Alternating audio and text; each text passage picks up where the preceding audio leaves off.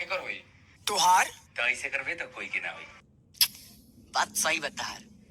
जब तहार ना होई तो शाहिद कपूर नियर चेहरा लेके सलमान खान नियर जवानी ढोए के पड़ी। तो कैसे होई रे? देख, जब मार्केट में कोनो नया प्रोडक्ट आवेला तो ओकरा खातिर का करे के पड़ेला? प्रचार। अब प्रचार कहाँ करे के पड़ेला? गली में, चौराहा में, bus stand, auto stand, station पर। ए जी, केहू बाई का महला में भाई माला लेके खाड़ बानी अभिये डाल देव गाला में। ए हलो रे, केहू बा हो? ए सखी, हई के गाला फार फार के चिल्लाता रे? हाँ सखी, चल देखो जता।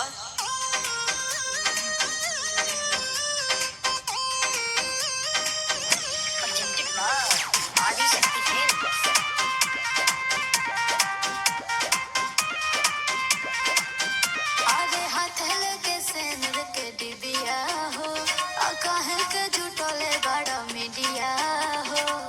ए कैमरामैन, तनी फोकस करें के मुंह। आई जा बियाह करे खातिर लइका घूमता दिल्ली में सुपरवाइजर है 22,375 रुपए महीना बा। और का बा? बट पटन मकान गावे घर रतन तू कुटा बरबा पानी सावर बाकी हमारा में पावर बा पानी सावर बाकी हमारा में पावर बा। ए आई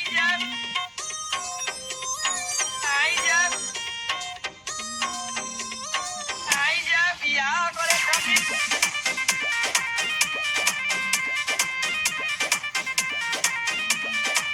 हो अपन धनिया के रनिया जैसन सजाही दे ताजमहल राजमहल सब बनवाही दे।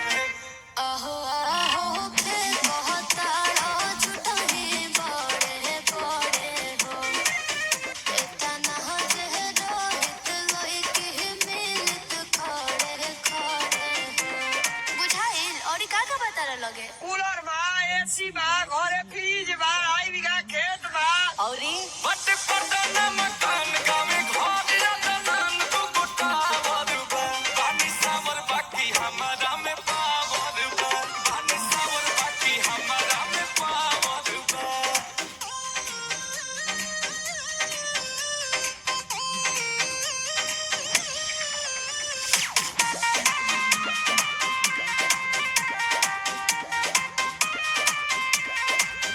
तूही कइला ना शादी सुना सी जाने चालू बा दुल्हा में अंकुश साहबाला में लहलू बा। अरे अरे कुछ बोल हो नहीं के कॉमन सेंस हो। अभी न डहाई बॉडी देखले हाथ का धोरा निकाना पर चढ़ गुलो। आई जा केहू बियाह खातिर ललाई होगा तो हमारे लिए बियाह कर सकत है जा। बहुत बढ़िया आदमी है। कोई बात निकली जा घर से बहरी भैया। बाटे बहुत जमीन एगो की कमसीन कोनी छावर बा पानी सावर बाकी हमारा में पावर बा पानी सावर बाकी हमारा में पावर बा। कोई ना का बियाह करी हमारा लिए बुझा तक में अब काम मरो दादा हे भगवान। बट पटन मकान